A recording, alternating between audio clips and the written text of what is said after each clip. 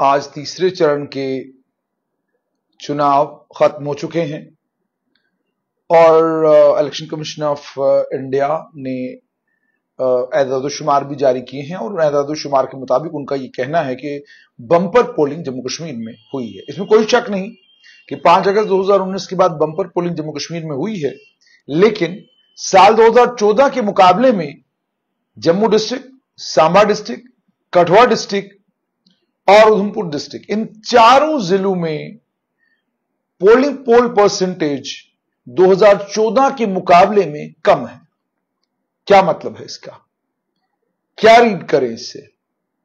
Exit poll तो 5 तारीख को आएंगे, पर एक बात बिल्कुल रोज रोशन की तरह आया है कि जम्मू संभाग में significant vote Bharatiya Janata party के पास होगा और कश्मीर संभाग में सिग्निफिकेंट वोट नेशनल कॉन्फ्रेंस के पास गया है।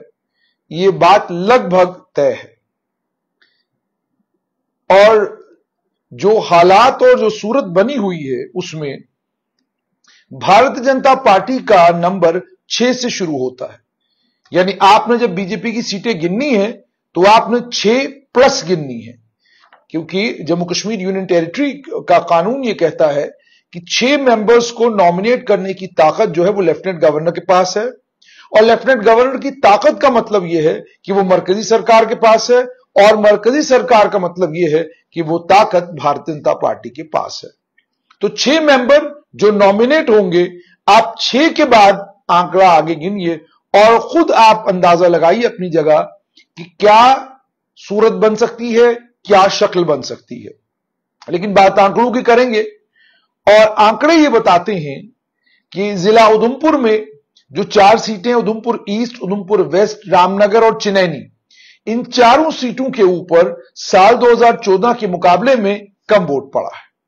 साल 2014 में उधमपुर की एक ही सीट थी और उस पर 80% के करीब करीब वोट पोल हुआ था, लेकिन अब 74.07। हालांकि ये 2024 में जो अभी लोकसभा के इलेक्शन खत्म हुए हैं उससे 1% ज्यादा है, लेकिन अगर उसको 2014 के असेंबली चुनाव से मुआवजा करें तो लगभग 5% वोट कम पड़ा है।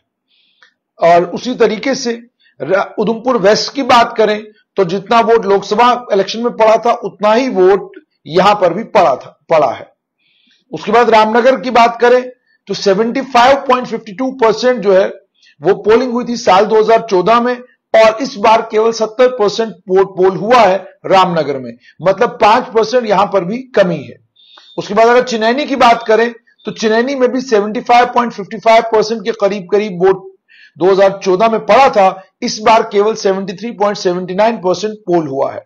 इसका मतलब 2% के करीब करीब यहां भी कमी है। हालांकि ये कोई सिग्निफिकेंट कमी नहीं है, लेकिन जब आप जम्मू जिले में आते हैं तो फिर आपको पता चलता है कि नहीं, वाकई बहुत बड़ी कमी है ये। सांबा जिले की 3 सीटों की बात करें आप, अब सांबा में देखिए 75.61% था साल 2014 में और अब है 71.16। साल 2014 में 78.59% वोट विजयपुर में पड़ा था, इस बार 76.42। लगभग बराबर जितना वोट 2014 में पड़ा था उतना ही वोट आज भी पड़ा है। रामगढ़ में 75.27% वोट पोल हुआ था लोकसभा के चुनाव में और अब 73.10% वोट पोल हुआ है।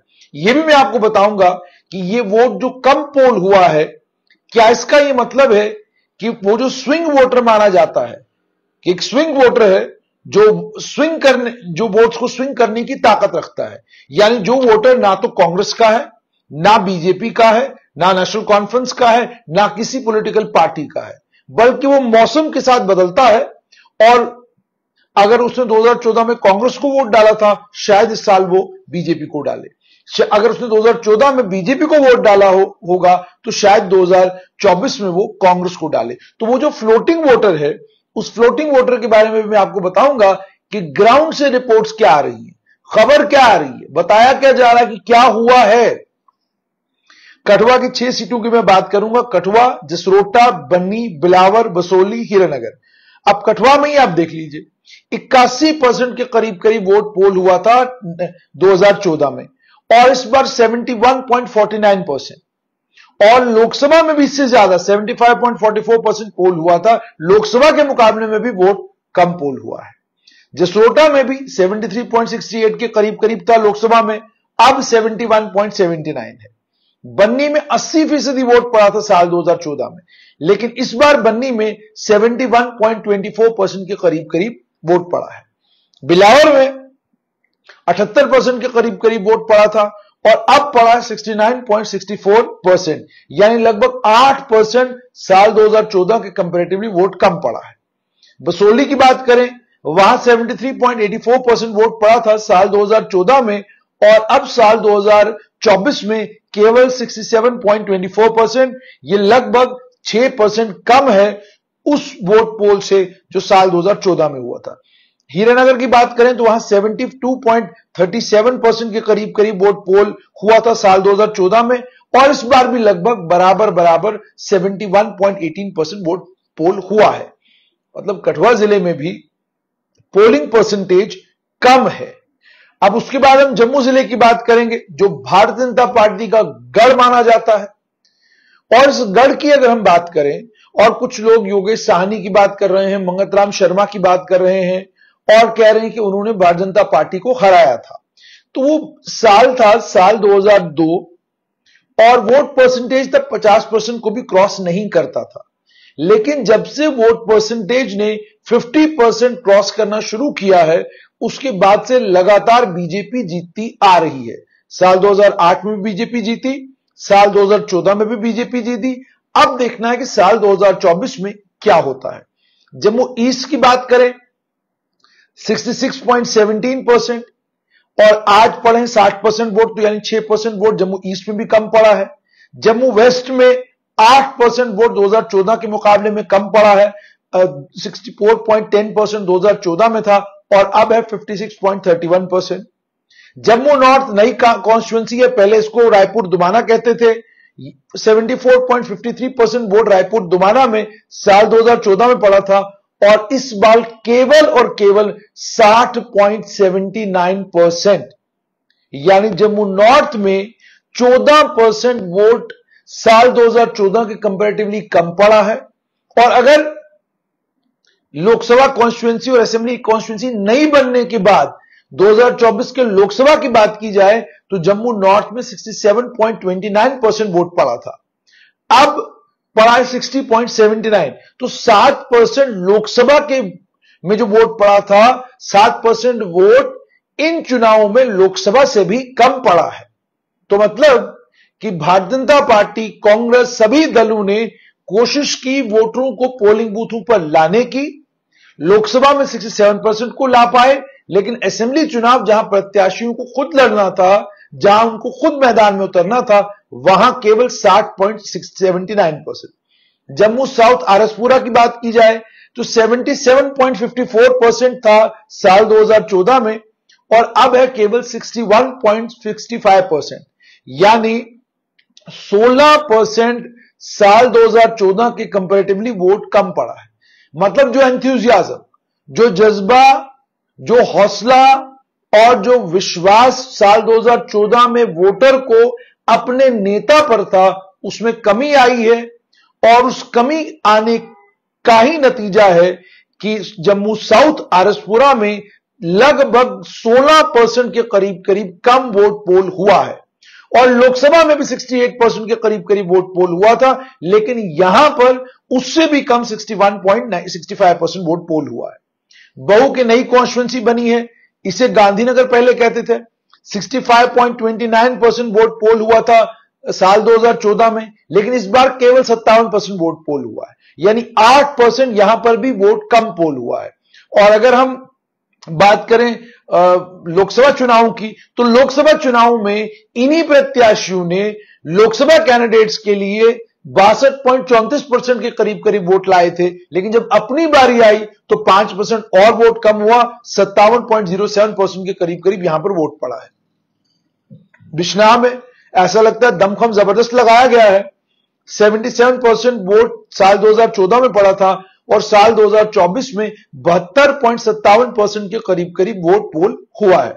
सुचेतगढ़ की बात करें 78.32% वोट पोल हुआ था साल 2014 में, और अब 10% कम 68.02% के करीब करीब वोट पोल हुआ है।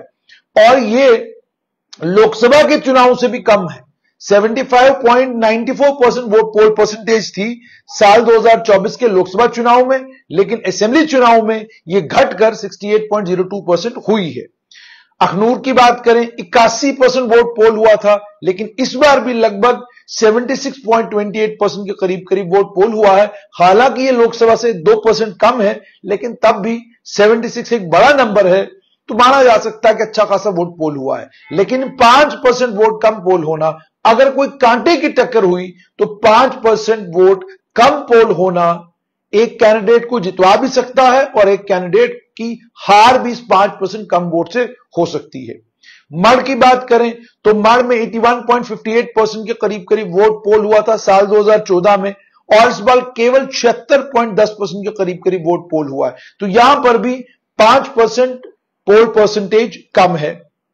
छम की बात करें, वहां कांटे की टक्कर है, और उस कांटे की टक्कर के बीच में 77.55% के करीब करीब वोट साल 2014 में पोल हुआ था, लेकिन अब साल 2024 में 73.79%, यानी केवल 4% का अंतर है 2014 और 2024 के बीच में। और 2014 में मुकाबला था अजय कुमार सदोत्रा और चौधरी सुखनंदन के बीच में, लेकिन साल 2024 में सतीश शर्मा का मुकाबला है राजीव शर्मा और पूर्व उप मुख्यमंत्री ताराचंद के साथ।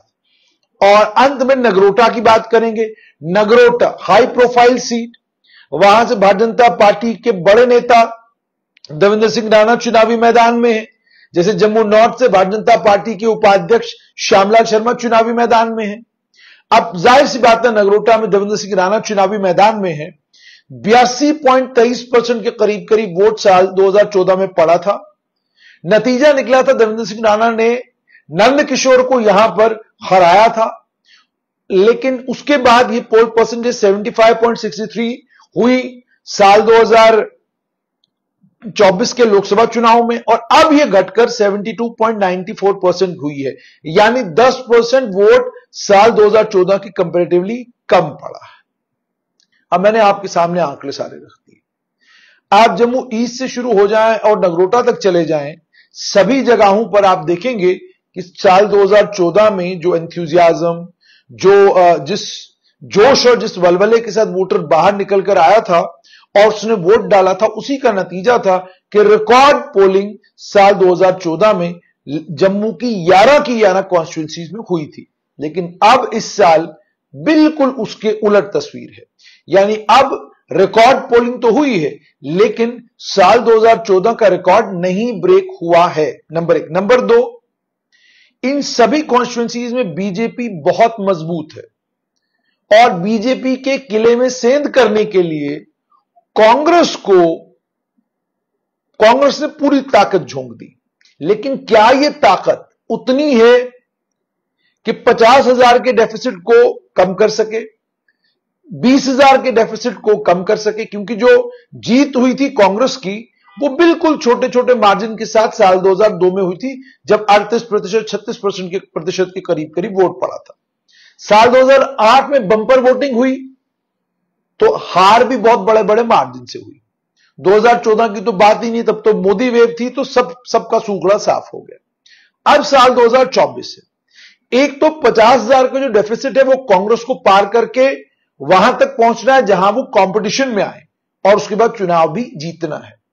और 11 की 11 कॉन्स्टिट्यूंसीज में से अगर मैं सरसरी तौर पर देखकर बात करूं तो आरएसपुरा, जम्मू साउथ की बात करें या बहू की बात करें, अब बहू की सीट जाहिर सी बात है, अब बहू की सीट के ऊपर तरनजीत सिंह टोनी चुनाव लड़ रहे हैं, और यहां जम्मू साउथ आरएसपुरा की सीट के ऊपर रमन भल्ला चुनाव लड़ रहे हैं। तो यहां दो ऐसे प्रत्याशी हैं जो बीजेपी को टक्कर दे रहे हैं। उसके बाद छंब में ताराचंद, राजीव शर्मा, सतीश के बीच में मुकाबला है। दो प्रत्याशी ऐसे हैं जिनमें से एक कांग्रेस का प्रत्याशी है और एक रेबल है, और संभवतः अब वो कांग्रेस में वापस जाने वाला नहीं, तो इसका मतलब छंब में सूरत हाल और ज्यादा पेचीदा है। अब इसी तरीके से आप नगरोटा चले जाइए, मल चले जाइए, अखनूर चले जाइए। अखनूर में भी जो कांग्रेस का प्रत्याशी उसको लेकर लोगों के बीच में यह है कि उनकी छवि बहुत अच्छी है, मगर वहीं उनका मुकाबला एक रिटायर्ड पुलिस ऑफिसर मोहनलाल के साथ है, उनकी छवि भी है कि वो एक शरीफ आदमी है। तो जाहिर सी बात है, कांग्रेस बिश्नाह की बात करें तो वहां नीरज कुंदन मुकाबले में है, सुचेतगढ़ की बात करें तो वहां पर भी कांग्रेस। तो कहने का मतलब यह है कि 11 की 11 कॉन्स्टिट्यूंसीज में कांग्रेस और बीजेपी की टक्कर तो जरूर है, मगर दल के हिसाब से, कार्यकर्ताओं के हिसाब से, पार्टी की स्ट्रेंथ के हिसाब से बीजेपी 2 कदम कांग्रेस से आगे है। अब कांग्रेस के प्रत्याशी अगर इन सीटों के ऊपर जीत दर्ज कराते हैं, कामयाब होते हैं, तो ये क्रेडिट सारे का सारा जो है उन कैंडिडेट्स को ही जाएगा, क्योंकि पार्टी का कोई भी बड़ा नेता इन कैंडिडेट्स के हक में किसी जगह रैली करने आया और दबा के 4, 5, 6, 7 ताबड़तोड़ रैलियां की हो, ऐसा देखने को नहीं मिला। नीरज कुंदन के हक में प्रियंका गांधी आई, राहुल गांधी का इंतजार ही करता रह गया जम्मू की वो आएंगे, किसी बड़ी जनसभा को संबोधित करेंगे और कम से कम 8-10 रैलियां करेंगे, क्योंकि वो नेता प्रतिपक्ष भी हैं, भारतीय जनता पार्टी के साथ उनका मुकाबला भी है और उनकी इमेज मेकओवर भी हुई है, लेकिन वैसा कुछ देखने को नहीं मिला।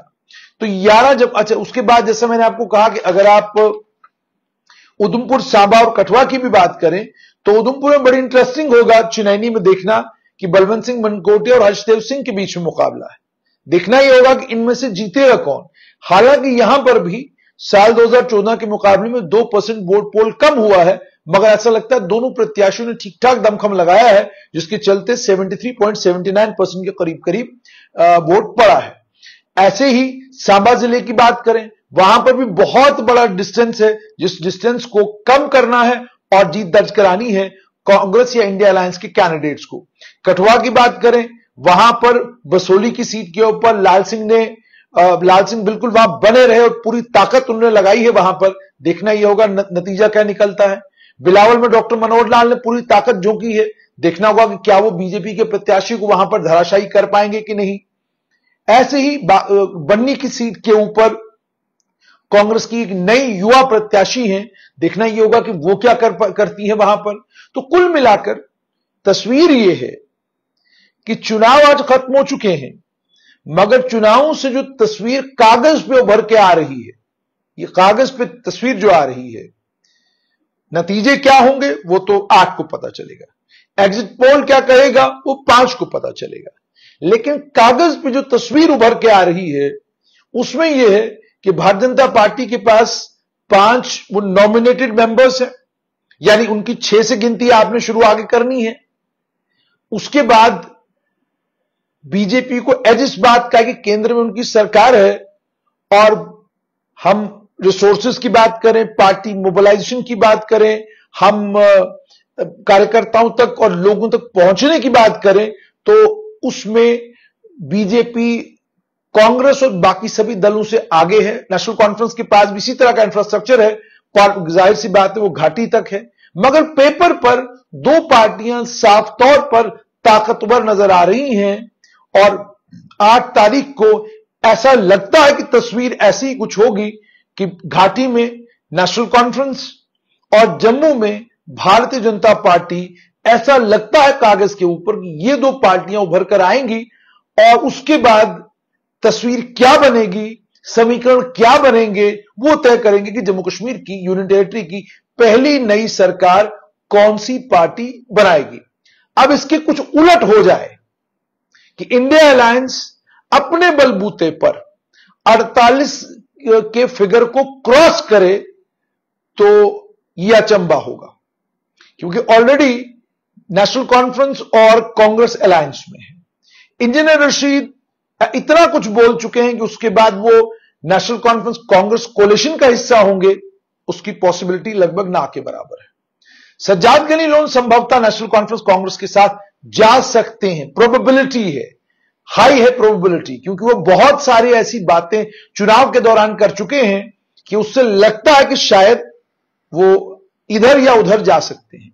लेकिन अगर वो इधर उधर नहीं गए और बने रहे वहीं उसी खेमे में, जिस खेमे में वो साल 2014 में गए थे, तो इसका मतलब यह होगा कि भारतीय जनता पार्टी का एक अलायंस पार्टनर पीपुल्स कॉन्फ्रेंस हो सकती है।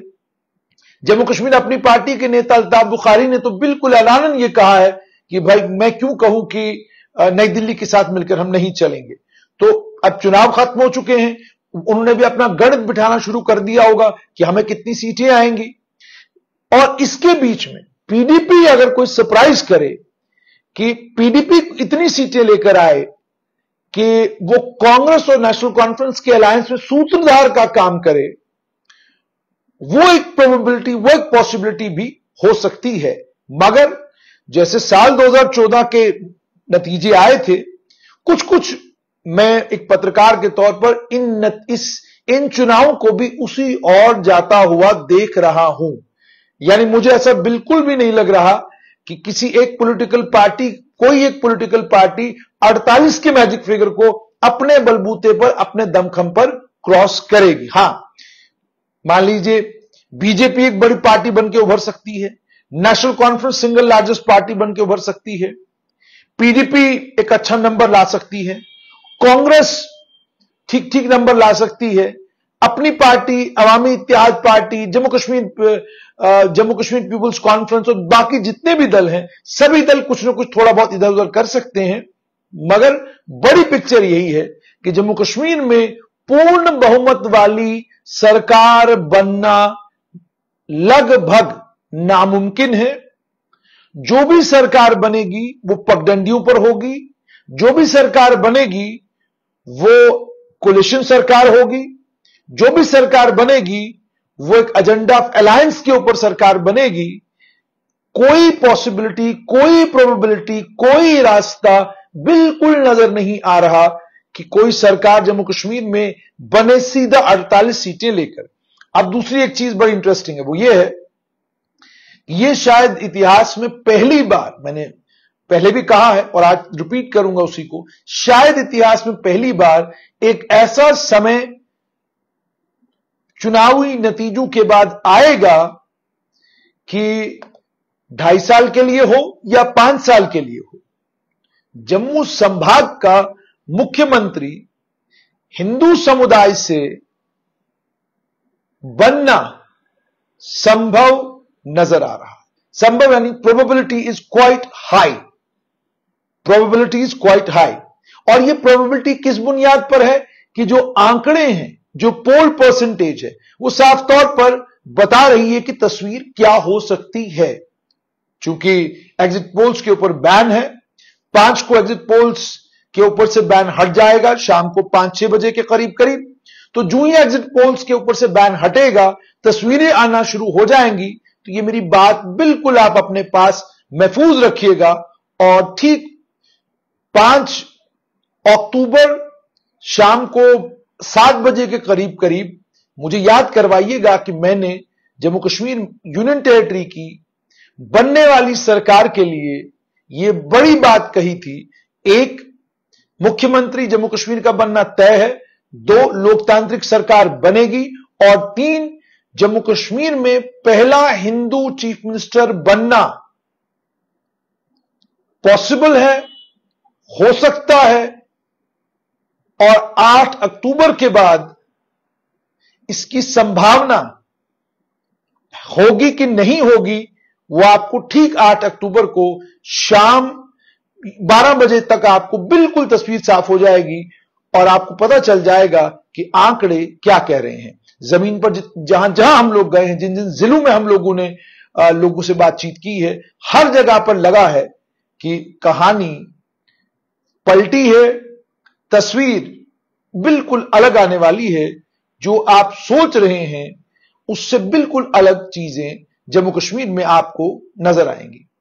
दीजिए मुझे इजाजत, कल फिर इसी समय मिलेंगे और बात करेंगे कश्मीर घाटी में जो चुनाव हुआ, अलग अलग जिलों में क्या समीकरण है।